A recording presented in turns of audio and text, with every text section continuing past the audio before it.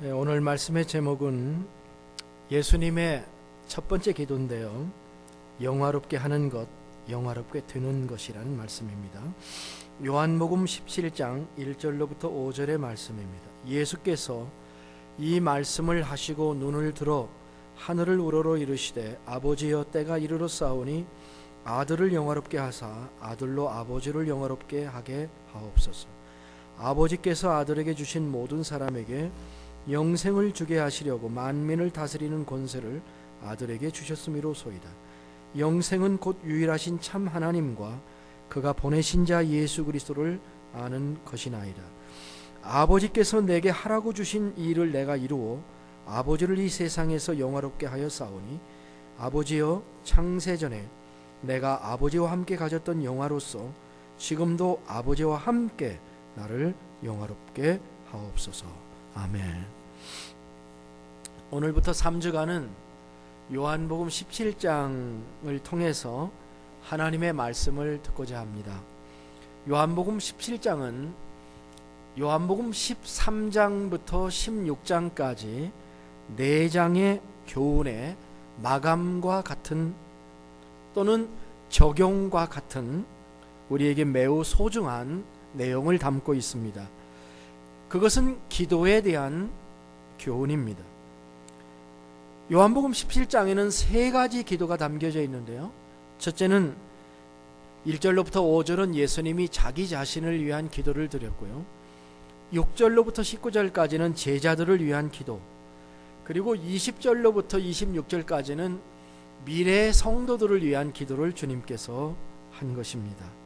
우리가 흔히 요한복음 17장을 예수님의 중보기도라고 이야기를 합니다마는 우리는 이 장을 맞이해서 우리는 중보기도를 하기 이전에 우리는 정말 중보기도를 드릴 수 있는 사람인가 하는 그런 문제를 한번 제기해 볼 수가 있겠습니다. 물론 누구나 다 다른 사람을 위해서 중보의 기도를 드릴 수가 있습니다. 베드로 사도는 우리 그리스도인을 설명할 때 왕 같은 제사장이다, 이렇게 베드로전서 2장 9절에서 우리에게 말했죠.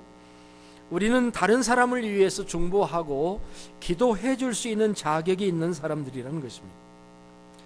그러나 우리가 스스로 생각하는 방법대로 기도하는 데에서 한 걸음 더 앞으로 나가 참된 대제사장이신 예수님께서 드리신 중보 기도와 같은 기도를 우리도 드리기를 원한다면 예수님은 중보 기도를 시작하시기 전에 먼저 어떤 기도를 하나님께 드리셨는가 하는 것을 배워야 하겠다는 말씀입니다.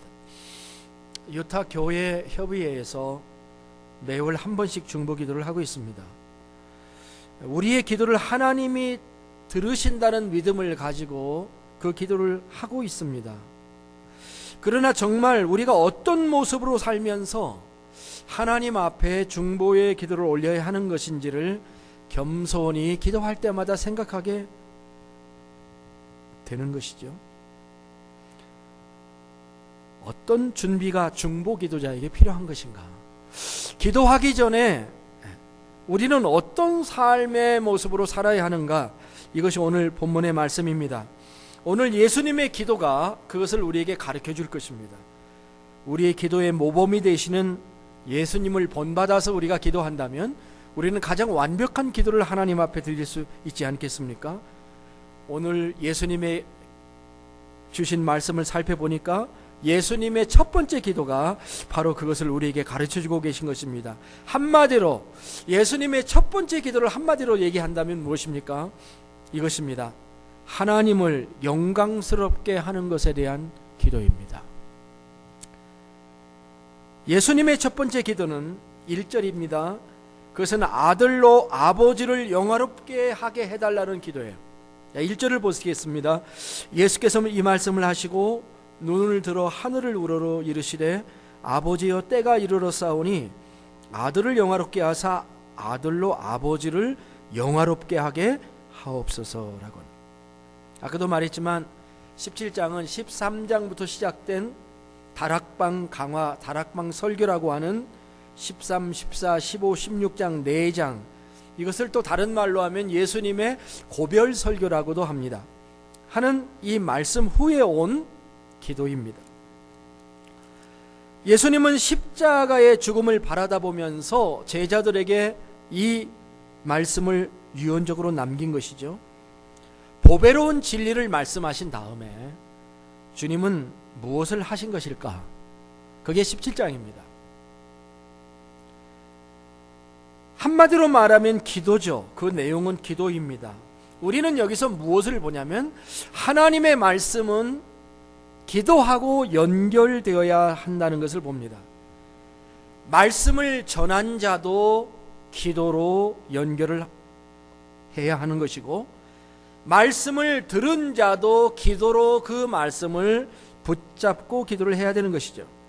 이렇게 하나님의 말씀은 기도와 함께 가는 것입니다. 말씀만 가지고도 안 되고요, 기도만 가지고도 안 된다예요.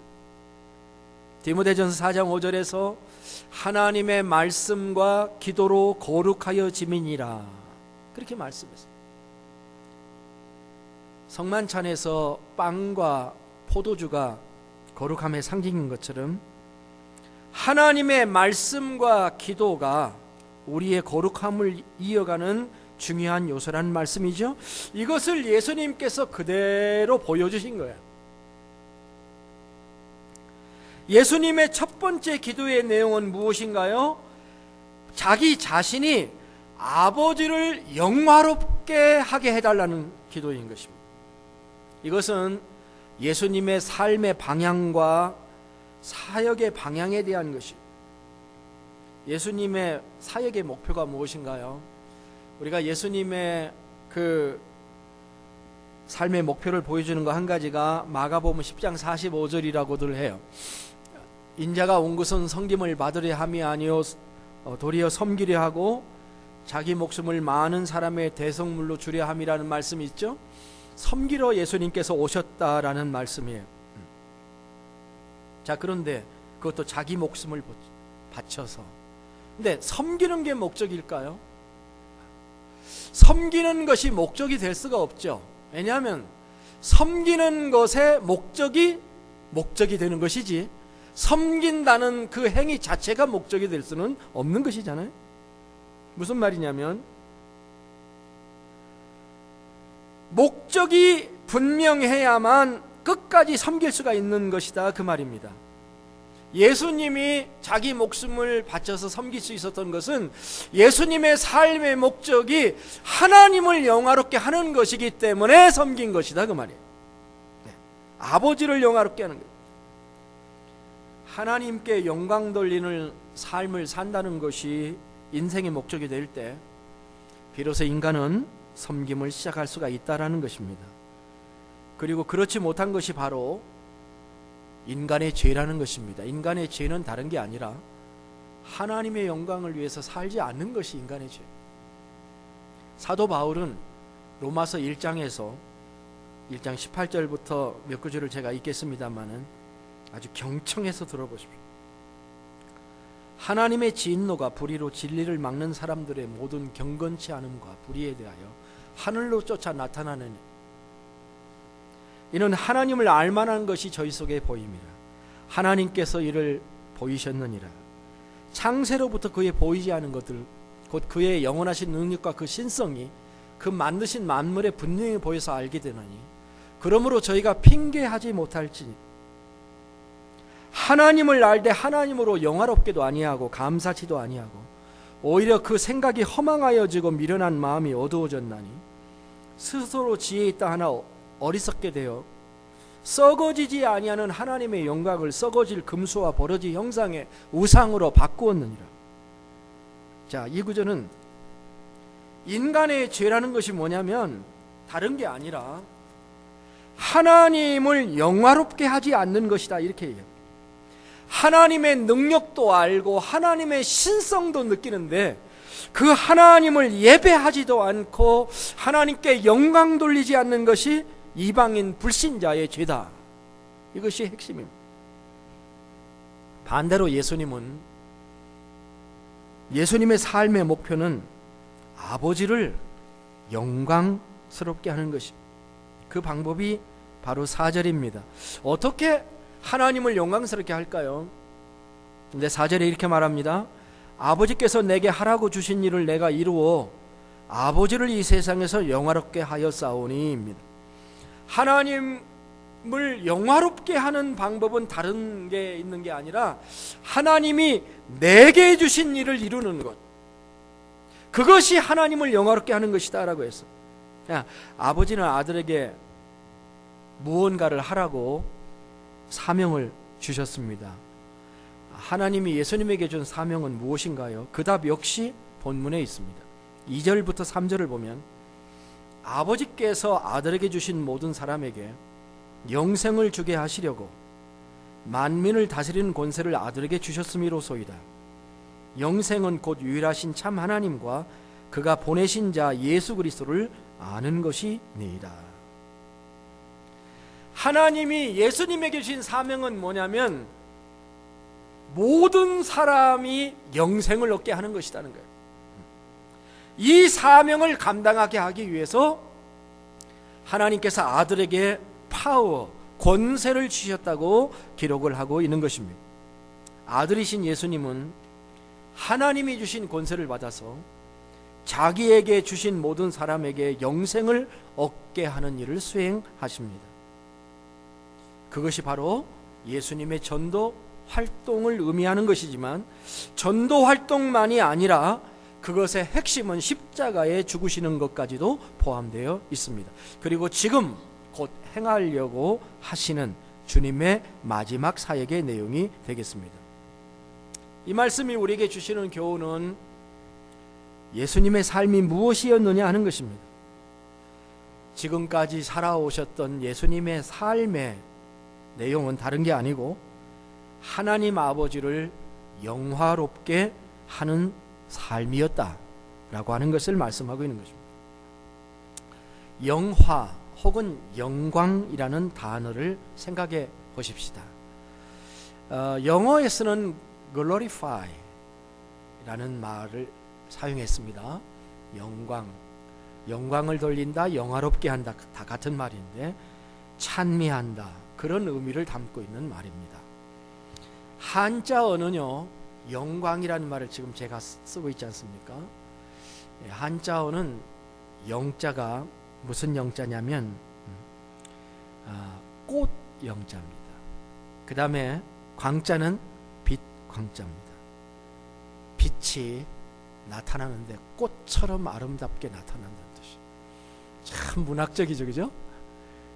한자의 표현이 우리가 헬라어로 이 영광이라는 단어를 보면은 상당히 좀 무거워요. 원래 헬라어 단어는 이 영광이라는 단어가 독사라는 뜻인데요. 이 말은 원래 그 히브리어 카봇이라고 하는 말을 번역한 건데 원래 카봇이라는 말은 전쟁할 때 입고 나가는 전투복을 가리키는 말이었어요. 시간이 지나면서 이 카봇이 무거운 것, 중요한 것, 이런 의미로 발전하였고 나중에는 높음, 중요함, 빛남 등의 의미로 발전하게 됐습니다.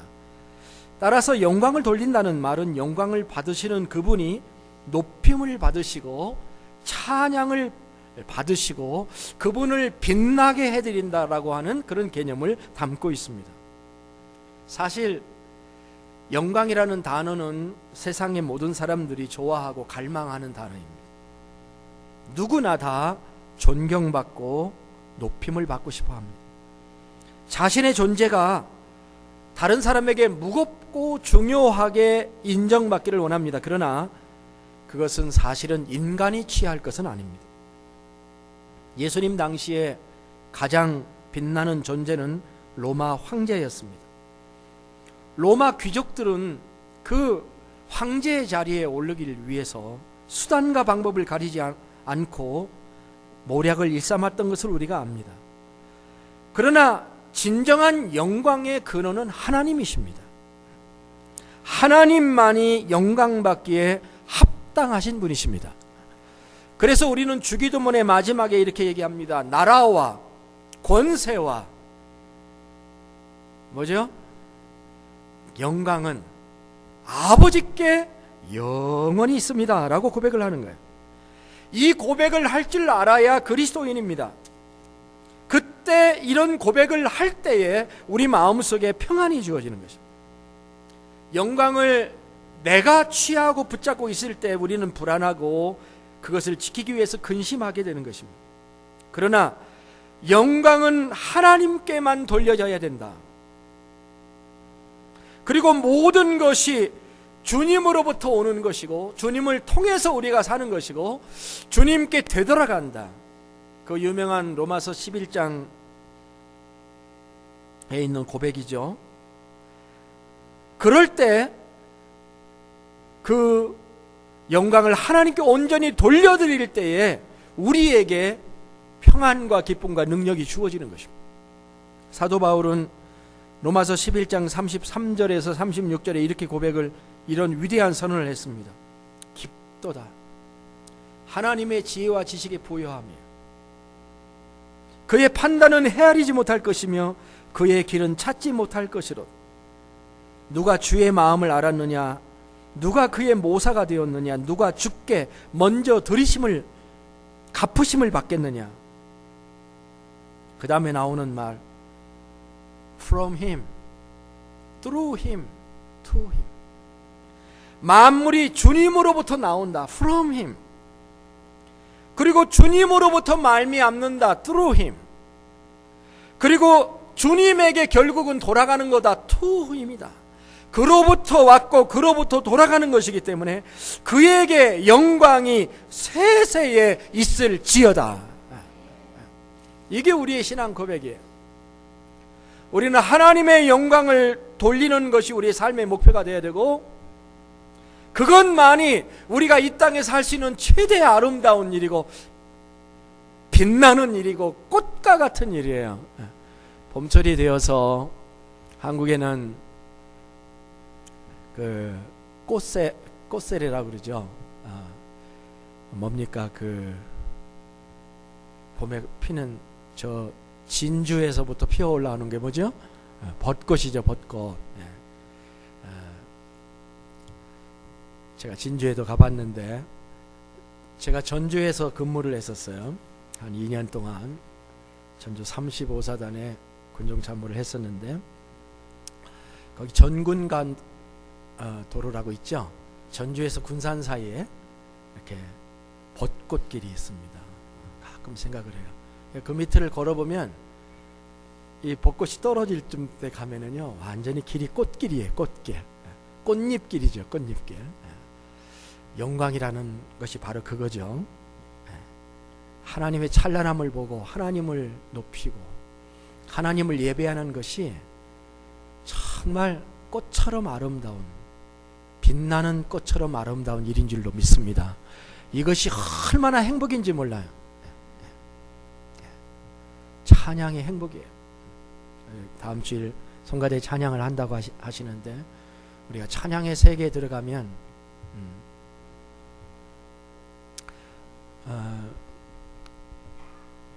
설교 원본에 없어 죄송한데, 요즘 제가 자주 듣는 그 찬양이 힐송이에요. 힐송. 힐송 처치가 저 뉴질랜드에 있죠. 시드니에 있습니다. 그 교회에서 온 세계에 그 찬양을 보급해요. 힐송 처치라고 해요. 여러분이 유튜브 들어가서 힐송 하고 딱 치면 힐송이나 힐송 처치나 힐송 유나이티드나 이런 게 뜨는데, 거기에 한번 클릭해 보면은 1시간 반 정도 한 40곡을 쫙 찬양하는데, 우리 지금 유수들이 부르고 있는 그 노래들이에요. 네, 너무너무 감격스럽습니다.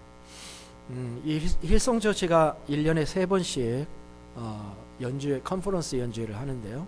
한 번은 시드니에서 하고, 한 번은 런던에서 하고, 한 번은 뉴욕에서 합니다. 거기 2박 3일 동안 하는, 거기에 가려면은 시드니 가려면은 회비가 360불이더라고. 그 2박 3일 참석하는데. 그런데 그들이 그 가지 않는다 할지라도 여러분이 좀 보세요. 그걸 보시면 얼마나 찬양의 그 그들이 그 CCM을 보급하고 있는 거잖아요. 찬양을 보급하고 있어요. 보급하고 있고 그게 미국에 다 퍼져 그게 한국 가고 한국 가서 다시 미국으로 들어오고 우리는 그걸 부르고 그렇게 하기는 하는데 정말 그 찬양 속에 빠져서 하나님을 높이는 그것이 무엇인가 하는 것을 볼 수가 있어요. 그러니까 정말 우리의 삶은 그 찬양을 하는 것뿐만이 아니라 하나님이 내게 주신 일을 함을 통해서 하나님을 영화롭게 하는 일을 내가 했다. 주님이 이렇게 말씀하고 있는 거잖아요. 우리가 섬기는 것도 우리가 우리의 삶의 모든 것이 하나님을 영화롭게 하는 것이 우리의 목적이고 그 목적을 위해서 우리가 어떤 일이라도 하나님이 원하시는 그 일을 우리가 할 수 있는 줄로 믿습니다. 두 번째 생각할 것은요. 첫 번째는 to glorify를 얘기했어요. 영화롭게 하나님을 영화롭게 하는 것. 그런데 두 번째 생각할 건 to be glorified. 영화롭게 되는 것에 대해서 말씀을 함께 나누고자 합니다. 오늘 예수님의 기도의 두 번째 주목할 점은 예수님이 아버지와 함께 자신을 영화롭게 해달라는 기도를 하고 있습니다. 우리는 앞서서 하나님께만 영광을 돌려야 된다는 개념을 얘기를 했어요. 그게 맞기 때문에, 그게 사실이기 때문에 우리가 하나님께 영광을 돌려야 돼요. 성경은 인간이 자기의 영광을 취하는 것에 대해서 분명한 잣대를 가지고 있습니다. 사도행전에 보면은 이런 말이 있습니다. 헤롯이 영광을 하나님께로 돌리지 아니하므로 주의 사자가 곧 친히 벌레에게 먹혀 죽으니라. 그렇게 기록. 이 말씀은 인간이 하나님의 영광을 갈취한다면 그것은 죽음을 의미하는 것이다 라고 말씀하고 있는 듯이 보여집니다. 인간은요 조금만 높여지면은요 그 영광을 자기가 취하려고 그래요. 그게 보편적인 인간의 모습입니다. 그러나 이제 이런 질문을 던지는 거예요. 모든 영광은 하나님이 받으셔야 된다. 나는 내가 취하면 안 된다. 이런 생각을 이제 우리가 하는 건데요. 그러면 이런 질문을 하는 거예요. 우리가 믿는 하나님은 영광을 자기만 취하시는 독단적인 하나님이고 독재자이신 하나님이냐 하는 질문을 할 수가 있는 것입니다. 요한복음을 쭉 읽어보는데요. 요한복음에는 유독 영광이라는 단어가 참 많이 나와요. 요한복음에 나와 있는 영광이라는 그 단어가 25구절에서나 이렇게 많게 영광이라는 단어가 나오는데 그 많은 구절 안에 또 영광이 2번씩 3번씩 나오는 구절이 또 많이 있어요. 근데 그 말씀을 보면 이렇게 되어 있어요. 예수님에게는 독생자의 영광이 있다. 은혜와 진리가 충만하다고 말합니다.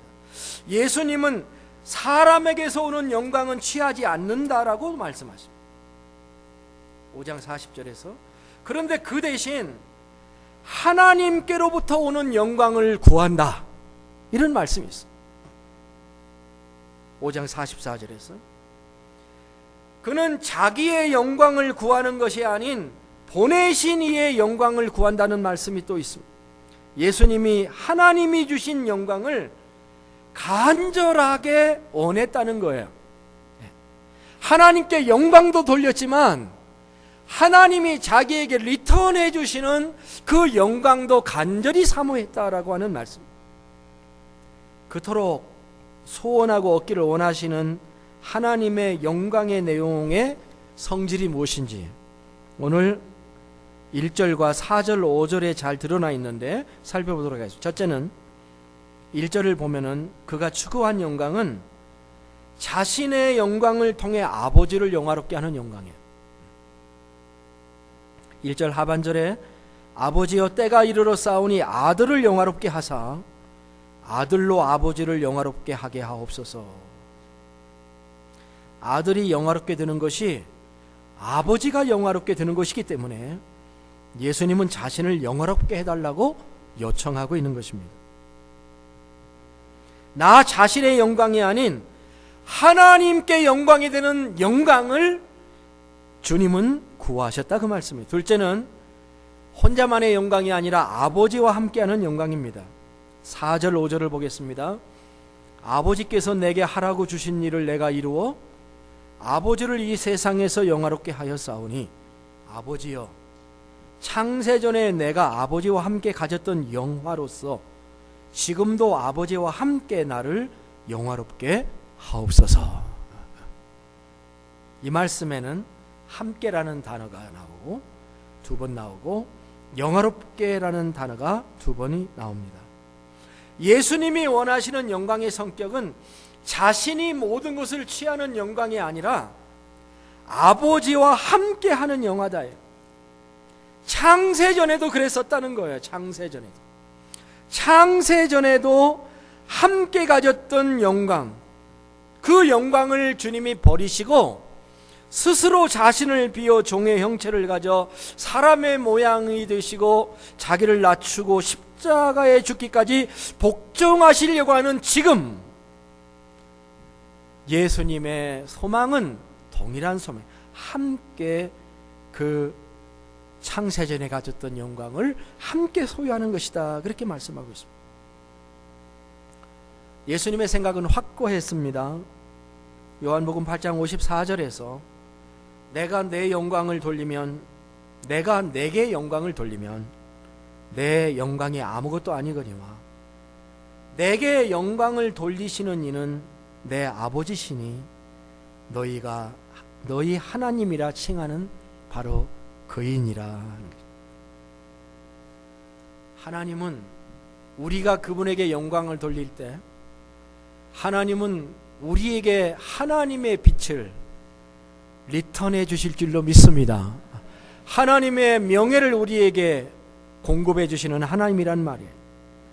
요한복음 12장에 특별한 기록이 하나 나오는데, 헬라인 몇 사람이 명절에 예루살렘에 와서 예배하러 왔다가 예수님을 뵙기를 청하는 사건입니다. 그리고 제자들을 거쳐 예수님께 오니까 그 얘기를 듣고 딱 예수님이 하시는 말씀이 뭐냐면, 인자가 영광을 얻을 때가 왔도다. 내가 진실로 너에게 이르노니 한 알의 밀이 땅에 떨어져 죽지 아니하면 한 알 그대로 있고 죽으면 많은 열매를 맺느니라. 그렇게 말씀하셨으며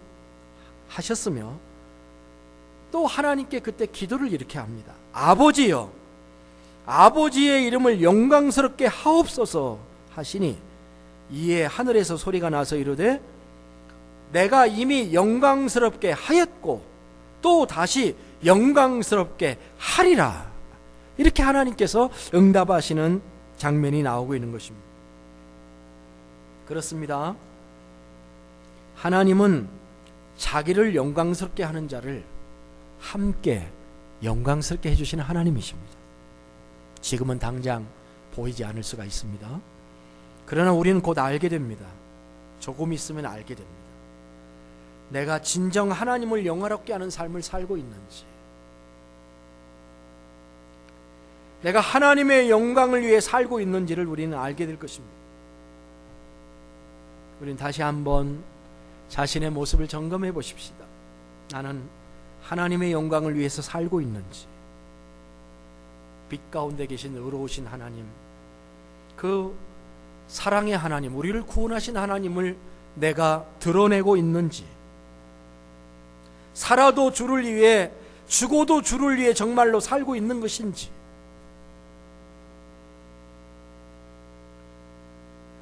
우리가 주를 위해 살 때 나는 내 영광을 구하지 아니하나 구하고 판단하시는 이가 계시다는 주님의 말씀을 기억하게 됩니다. 나는 내 영광을 구하지 않는다. 그러나 그것을 판단하시는 주님이 계시다. 하나님이 계시다. 예수님이 말씀하고 계십니다. 사람의 영광을 하나님의 영광보다 더 사랑하였더라가 아닌 하나님의 영광을 사람의 영광보다 더 사랑하는 그리스도인의 삶, 이것이 우리의 축복인 줄로 믿습니다. 찰스 스펄전 목사님이란 분이 계신데, 이분은 설교할 때 예화를 하나도 안 쓰셔요. 거의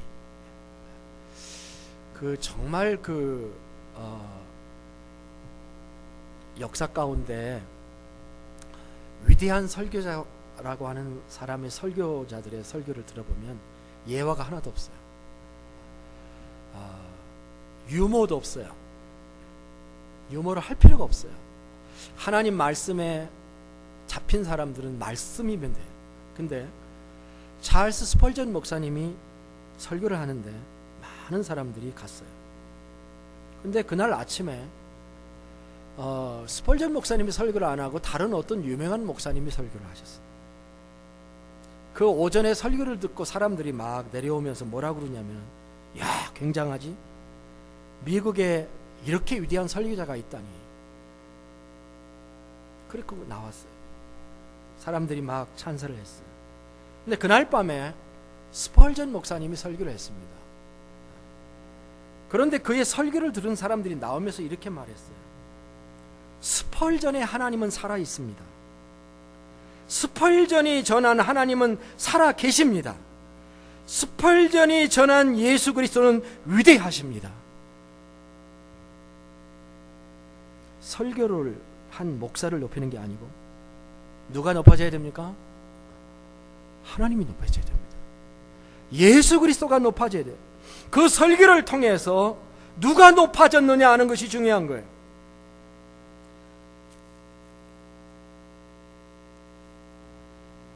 오늘 이 말씀 통해서 예수님이 하신 기도를 한번 생각해 보십시오. 예수님이 어떤 기도를 하셨습니까? 하나님, 내게 하나님의 영화를 임해 주셔서 나의 삶을 통해 하나님을 드러내게 하시고, 그리고 하나님이 영광을 받으시는데 하나님이 영광을 받으시기 위해서 나를 사용하여 주시고 나를 높여 주시옵소서. 이것이 예수님의 기도였던 것이죠. 말씀을 맺겠습니다. 오늘 우리는 하나님 앞에서 기도하는 사람들이어야 합니다. 그 기도의 첫 번째 중요한 것은, 기도의 내용이 중요하지만, 중보의 기도 중요하지만, 정말 중요한 것은 내가 하나님의 영광을 위해서 살게 해달라고 하는 기도를 드려야 한다라고 하는 사실, 그것을 오늘 우리는 직면하게 되는 것입니다. 우리는 기도를 우리의 유익을 위해서 시작할 수 있습니다. 우리의 당면한 문제의 다급함을 탈피하기 위해서 우리의 삶에 하나님의 구원의 손길을 간구하는 기도를 시작함으로 우리가 기도를 할 수가 있을 것입니다. 그러나 우리의 기도는 발전해야 합니다. 예수님의 기도는 우리의 기도의 모범입니다. 나의 기도가 나의 정력과 나의 영광을 위한 기도가 된다면, 기도를 하면 할수록 그 기도는 삐뚤어진 기도가 될 수밖에 없습니다. 그 기도를 하면 할수록 목적에서 멀어진 기도가 될 수밖에 없을 것입니다. 내 기도가 진정 하나님의 영광을 위한 기도가 될 때,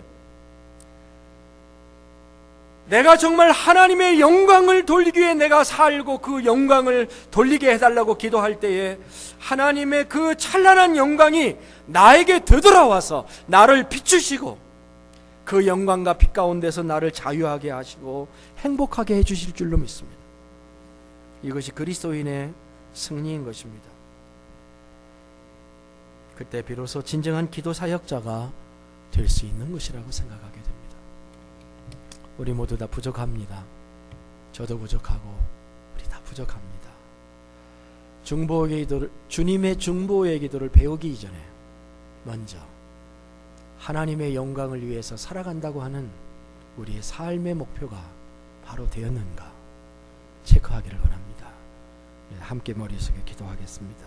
잠깐 동안 말씀 기억하면서, 주님, 나의 삶의 목표가 하나님을 영화롭게 하는 것이기를 원합니다. 이것을 잃어버렸습니다. 그것 때문에 모든 섬김이 나와야 합니다. 주님 도와주시옵소서. 기도하기를 원합니다. 조금만 잘 되면 어깨가 목이 뻣뻣해지고 교만한 우리의 모습입니다. 나라와 권세와 영광은 아버지께서만 영원히 받으셔야 합니다. 그분에게 참된 영광을 돌리십시다. 주님, 당신만 영광과 찬양을 받으시옵소서. 당신을 영화롭게 하기를 원하오니 주님의 빛을 우리에게 비춰주시옵소서. 짤막한 기도 우리 함께 하겠습니다.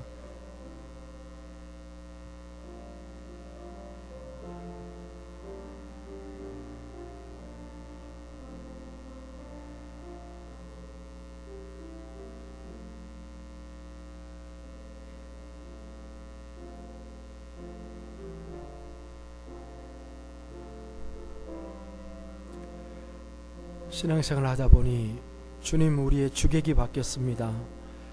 내가 하나님 위에 있고 항상 내 평안함을 구하고 나의 명예와 나의 성공만을 구하는 어리석은 이기적인 신앙인으로 우리가 바뀌어가고 있습니다. 주님, 우리를 긍휼히 여겨주셔서 내가 어떻게 하나님의 영광을 위해서 내 자신을 드려야 될지 알게 하시고 그 길을 한순간도 놓치지 않게 해주시고 주님, 실족하지 않도록 우리를 붙잡아 주시옵소서. 다 함께 일어나셔서 찬송가 48장